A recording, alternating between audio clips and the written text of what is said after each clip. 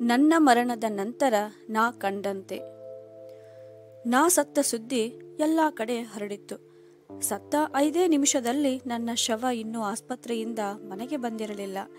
ಆಗಲೇ ಸಾಮಾಜಿಕ ಜಾಲತಾಣವಾದ ಫೇಸ್ಬುಕ್ ಮತ್ತು ವಾಟ್ಸಪ್ಗಳಲ್ಲಿ ನನ್ನ ಫೋಟೋ ಹಾಕಿ ರಿಪ್ ಎಂದು ಬರೆದಿದ್ದರು. ಫೇಸ್ಬುಕ್ನಲ್ಲಿ ನನ್ನ ಸಾವಿನ ಸುದ್ದಿಗೆ ಪೋಸ್ಟ್ ಮಾಡಿದ 1 ಗಂಟೆಯಲ್ಲಿ 106 ಲೈಕುಗಳು. ಈ ಲೈಕುಗಳು ನೋಡಿದಾಗ ಅನಿಸಿದ್ದು ನನ್ನ ಸಾವು ಇವರಿಗೆಲ್ಲ ಇಷ್ಟವಾಗಿದೆ ಅಂತ. ಒಬ್ಬರಿಗೂ ನನ್ನ ಬಗ್ಗೆ ಬರೆಯಬೇಕು ಅನ್ನಿಸಲಿಲ್ಲವೇ? ನನ್ನ 60 ವರ್ಷಗಳ ಜೀವನದಲ್ಲಿ ನಾನು ಏನೂ ಯಾರಿಗೂ ಸಹಾಯ ಮಾಡಲಿಲ್ಲವೇ? ಸತ್ತಾಗಾದರೂ ನನ್ನ ಸಹಾಯವನ್ನು ಸ್ಮರಣೆ ಮಾಡಿಕೊಳ್ಳುವವರು ಯಾರೂ ಇಲ್ಲದಾಯಿತಲ್ಲ. ಈ ಜನ್ಮ ವ್ಯರ್ಥ ಎಂದುಕೊಂಡೆ. ಮನೆಯ ಮುಂದಿನ ಅಂಗಳದಲ್ಲಿ ತಂದಿರಿಸಿದರು ನನ್ನ ಶವವನ್ನು. ವಾಕಿಂಗಿಗೆ ಹೋದ 5-6 ಜನ ಒಮ್ಮೆ ಬಂದು ಹೋದರು. ಎಲ್ಲರಿಗೂ ವಿಷಯ ತಿಳಿಸಲು ಹೆಂಡತಿ ತನ್ನ ಮೊಬೈಲ್ನಲ್ಲಿದ್ದ ನಂಬರ್ಗಳಿಗೆ ಫೋನ್ ಮಾಡಿದಳು. ಗೆಳೆಯನೊಬ್ಬ ಬಂದು ಮುಂದೆ ನಿಂತು ಹರಿಶ್ಚಂದ್ರ ಘಾಟ್ಗೆ ವಿಷಯ ತಿಳಿಸಿದ. ಅವನು ಅರ್ಧ ಗಂಟೆಯಲ್ಲಿ ಬರುವುದಾಗಿ ಹೇಳಿದ. ಬೇಡ, ಜನ ಬರುವವರು ಇದ್ದಾರೆ, ಮಧ್ಯಾಹ್ನ 1 ಗಂಟೆ ಸುಮಾರಿಗೆ ಬಂದರೆ ಸಾಕು ಎಂದ. ಆಯ್ತು ಎಂದು ಫೋನ್ ಇಟ್ಟ ಆತ. ಅಕ್ಕಪಕ್ಕದವರು ಬಂದರು. ಮದುವೆ ಕಾಲದಲ್ಲಿ ಕೊರಳಿಗೆ ಬಿದ್ದಿದ್ದ ಹೂವಿನ ಹಾರ ಮತ್ತೆ ಕೊರಳಿಗೆ ಬಿದ್ದಿದ್ದು ಈಗಲೇ. ಮಧ್ಯಾಹ್ನ 1 ಗಂಟೆ ಹೊತ್ತಿಗೆ ಮನೆ ಮುಂದೆ ಜನ ಸೇರಿದರು. ಎಲ್ಲರೂ ಅಳತೊಡಗಿದರು. ಡಯಾಬಿಟಿಸ್ ಇತ್ತು, ಆದರೆ ಪತ್ತೆಯನ್ನು ಮಾಡಲೇ ಇಲ್ಲ. ಎಲ್ಲವನ್ನು ತಿನ್ನುತ್ತಾ ಇದ್ದ, ಕಂಟ್ರೋಲ್ ಮಾಡಲೇ ಇಲ್ಲ ಎಂದು ಹೇಳಿ ಹೇಳಿ ಅತ್ತರು. ಎಲ್ಲರ ಅಳುವಿನ ನಡುವೆ ಶವವನ್ನು ವ್ಯಾನಿನಲ್ಲಿ ಇಡಲಾಯಿತು. ವ್ಯಾನ್ ಮನೆ ದಾಟಿತು. ಅಳುವವರು ತಮ್ಮ ಅಳುವನ್ನು ನಿಲ್ಲಿಸಿ ಸ್ನಾನ ಮಾಡಲು ಹೋದರು.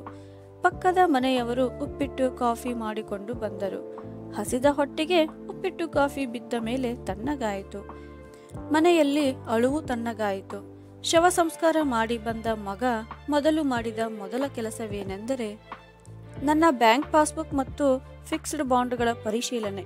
ನನ್ನ ಅತ್ತೆ ಬಂದು ಮುಂದಿನ ಕಾರ್ಯಗಳ ಬಗ್ಗೆ ಮಾತನಾಡಿದರು. ಮನೆಯಲ್ಲಿ ದೀಪ ಹಚ್ಚಿಟ್ಟು ಮೊದಲನೆಯ ದಿನವೂ ಕಳೆದು ಹೋಯಿತು. 2ನೆಯ ದಿನಕ್ಕೆ ಮನೆಯಲ್ಲಿದ್ದ ಕೆಲವರು ಕೆಲಸದ ನೆಪವೊಡ್ಡಿ 10ನೆಯ ದಿನ ಬರುವುದಾಗಿ ಹೇಳಿ ಹೊರಟರು. ಅತ್ತೆನೇ ಅಡುಗೆ ಮನೆ ಜವಾಬ್ದಾರಿ ಹೊತ್ತು ಮೈಲಿಗೆಯಲ್ಲಿದ್ದ ಎಲ್ಲರಿಗೂ ಅನ್ನ ಸಾರು ಚಟ್ನಿ ಮಾಡಿ ಹಾಕಿದರು. ಮಗ ಬ್ಯಾಂಕಿಗೆ ಅಡ್ಡಾಡಿ ಕೆಲವು ಪತ್ರಗಳನ್ನು ತನ್ನ ಅಮ್ಮನ ಮುಂದೆ ಹಿಡಿದು ಸಹಿ ಮಾಡಿಸಿಕೊಂಡ. ಎಷ್ಟು ಬರುತ್ತೆ? ಮಗನನ್ನು ಅಮ್ಮ ಕೇಳಿದಳು. ತನ್ನ ಹೆಂಡತಿ ಮುಖ ನೋಡಿದ. ಅವನ ಹೆಂಡತಿಯೇ ತನ್ನ ಅತ್ತೆಗೆ 20 ಲಕ್ಷ ಅತ್ತೆ ಎಂದಳು. ಅಷ್ಟಕ್ಕೆ ಹೆಂಡತಿಯ ಮುಖ ಅರಳಿತು. ನನ್ನ ಪೆನ್ಷನ್ ಎಂದು ಮೆಲ್ಲಗೆ ಕೇಳಿದಳು. 22,000 ಬರುತ್ತೆ ಎಂದು ಸೊಸೆನೇ ಹೇಳಿದಳು. ಅಪ್ಪನ ದುಡ್ಡಲ್ಲಿ ನನಗೆ ಪಾಲು ಬೇಕು ಎಂದು ಮಧ್ಯ ಬಂದು ಕುಳಿತಳು ಮಗಳು. ಕೊಡ್ತೀನಿ ಎಂದಳು ಅವಳ ಅಮ್ಮ. ಅಮ್ಮನ ಮುಖ ನೋಡಿದರು ಮಗ ಸೊಸೆ. ಅವಳಿಗೂ ಕೊಡೋದು ನ್ಯಾಯ ಕಣೋ ಎಂದಳು ಅಮ್ಮ.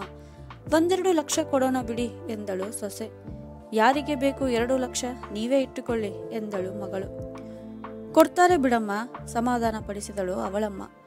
ನೀವು ಏನು ನನಗೆ ಭಿಕ್ಷೆ ಕೊಡ್ತಾ ಇಲ್ಲ, ಅವರು ನನಗೆ ಅಪ್ಪನೇ, ಸಮಪಾಲು ಬೇಕು, ಇಲ್ಲ ಅಂದ್ರೆ ಕೋರ್ಟಿಗೆ ಹೋಗ್ತೀನಿ ಎಂದು ಆವಾಜ್ ಹಾಕಿದಳು ಮಗಳು. ದೊಡ್ಡವರು ಮಧ್ಯೆ ಬಂದರು. 5 ಲಕ್ಷಕ್ಕೆ ಮಗಳನ್ನು ಸಮಾಧಾನ ಮಾಡಿದರು. ದುಡ್ಡಿನ ವ್ಯವಹಾರದಲ್ಲಿ 2-3 ದಿನ ಕಳೆದು ಹೋದವು. ಈ 2-3 ದಿನಗಳು ದುಡ್ಡು ಅಂತ ಕಳೆದು ಹೋದವು. ಯಾರೂ ಸತ್ತ ನನ್ನ ಜ್ಞಾಪಿಸಿಕೊಳ್ಳಲೇ ಇಲ್ಲ. ಮಗ ಬ್ಯಾಂಕಿಗೆ ಹೋಗಿ ತಂದಿದ್ದು ನನ್ನ 40,80,000 ರೂಪಾಯಿಗಳು. ಬಂದವನೇ ಯಾರಿಗೂ ತಿಳಿಯದಂತೆ ಹೆಂಡತಿಗೆ 20 ಲಕ್ಷ ಕೊಟ್ಟು ಉಳಿದ 20 ಲಕ್ಷ ಎಲ್ಲರ ಮುಂದೆ ಹಿಡಿದ. ಮಗಳು 5 ಲಕ್ಷ ತಕ್ಕೊಂಡು ತನ್ನ ಬ್ಯಾಗ್ನಲ್ಲಿಟ್ಟುಕೊಂಡಳು. ಉಳಿದ 15 ಲಕ್ಷ ರೂಪಾಯಿಯನ್ನು ಅತ್ತೆ ಹೆಸರಿನಲ್ಲಿ ಬಾಂಡ್ ಮಾಡೋಣ ಎಂಬ ಸಲಹೆಯನ್ನು ಸೊಸೆ ಕೊಟ್ಟಳು. ನೀನು 5 ಲಕ್ಷ ತಗೋ ಎಂದು ಸೊಸೆಯ ಕೈಗೆ ಕೊಟ್ಟಳು ಅತ್ತೆ.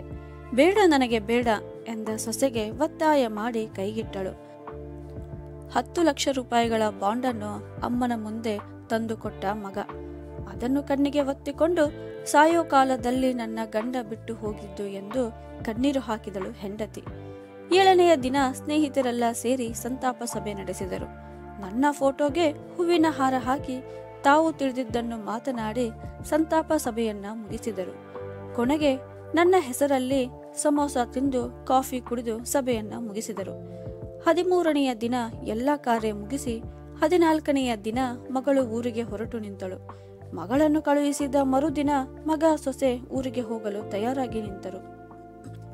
ಇನ್ನೊಂದು ವಾರ ಇದ್ದು ಹೋಗಿ ಎಂದ ಅವರಮ್ಮನ ಮಾತಿಗೆ ಆಫೀಸ್ನಲ್ಲಿ ಕೆಲಸ ಇದೆ, ರಜೆ ಇಲ್ಲ, ನಿನ್ನ ಮೊಮ್ಮಗನ ಶಾಲೆ ಬೇರೆ, ಮತ್ತೆ ಬರುತ್ತೇವೆ ಎಂದು ಹೊರಟರು. ಮನೆಯಲ್ಲಿ ಹೆಂಡತಿ ಒಬ್ಬಳೆ. ಅಕ್ಕಪಕ್ಕದ ಮನೆ ಹುಡುಗರು ಬಂದು ಕ್ರಿಕೆಟ್ ಮ್ಯಾಚ್ ಹಚ್ಚಿದರು ಟಿವಿಯಲ್ಲಿ. ಅವರ ಜೊತೆ ಆ ಮ್ಯಾಚುಗಳನ್ನು ನೋಡ್ತಾ ಕುಳಿತಿರುತ್ತಿದ್ದ ಹೆಂಡತಿ ಆಮೇಲೆ ಒಂದೊಂದೇ ಧಾರಾವಾಹಿಗಳಲ್ಲಿ ಮಗ್ನಳಾದಳು. ಬರುವ ಪೆನ್ಷನ್ ಹಣದಲ್ಲಿ ತನಗೆ ಇಷ್ಟವಾದುದನ್ನ ಮಾಡಿಕೊಂಡು ಅಕ್ಕಪಕ್ಕದವರ ಜೊತೆ ಶಾಪಿಂಗ್ ಎಂದು ಸುತ್ತಾಡಿ ಸಮಯ ಕಳೆಯತೊಡಗಿದಳು. 36 ವರ್ಷಗಳ ಕಾಲ ದುಡಿದು ನನಗೇ ಅಂತ ಏನನ್ನು ಬಯಸದೆ ಕೂಡಿಟ್ಟ ಹಣದಲ್ಲಿ ಎಲ್ಲರೂ ಸಂತೋಷಪಟ್ಟರು. ಆ ಸಂತೋಷದಲ್ಲಿ ನನ್ನ ಸಂಪೂರ್ಣವಾಗಿ ಮರೆತು ಹೋದರು. ನಾನೊಬ್ಬ ಅವರ ಜೊತೆಗಿದ್ದೆ ಎಂಬುದು ಅವರ ಮನದಿಂದ ಬಹುದೂರ ಹೋಯಿತು. ನನ್ನ ಇರುವಿಕೆಗೆ ಸಾಕ್ಷಿಯಾಗಿ ನನ್ನ ನಗುಮುಖದ ಫೋಟೋವೊಂದು ಗೋಡೆಯ ಮೇಲೆ ಅನಾಥನಂತೆ ನೇತಾಡುತ್ತಿತ್ತು. ಸತ್ತ 13ನೆಯ ದಿನ ಹಾಕಿದ ಹೂವಿನ ಹಾರವು ವರ್ಷವಾದರೂ ಹಾಗೆ ಫೋಟೋಗೆ ಅಂಟಿಕೊಂಡಿತ್ತು. ಬದುಕು ಅಂದ್ರೆ ಇಷ್ಟೇ. 60 ವರ್ಷ ಬಾಳಿದರೂ 60 ನಿಮಿಷದಲ್ಲಿ ಮರೆತು ಹೋಗುತ್ತಾರೆ. ಏನು ಮಾಡಿದರೂ ಎಷ್ಟು ಮಾಡಿದರೂ ಜೀವನ ಅಂದ್ರೆ ಇಷ್ಟೇ ಅಲ್ವೇ ಅಂದುಕೊಂಡೇ ನನ್ನ ಆತ್ಮದ ಮನದೊಳಗೆ. ಸ್ನೇಹಿತರೆ, ಈ ನನ್ನ ಆತ್ಮದ ನೋವಿನ ಚಿಕ್ಕ ಕತೆ ನಿಮಗೆ ಇಷ್ಟವಾಗಿದ್ರೆ ಲೈಕ್ ಮಾಡಿ, ಕಮೆಂಟ್ ಮಾಡಿ ಹಾಗೂ ಇದೇ ಥರ ಕತೆಗಳನ್ನು ನೋಡಲು ನಮ್ಮ ಚಾನಲನ್ನು ಸಬ್ಸ್ಕ್ರೈಬ್ ಮಾಡಿ. ಧನ್ಯವಾದಗಳು.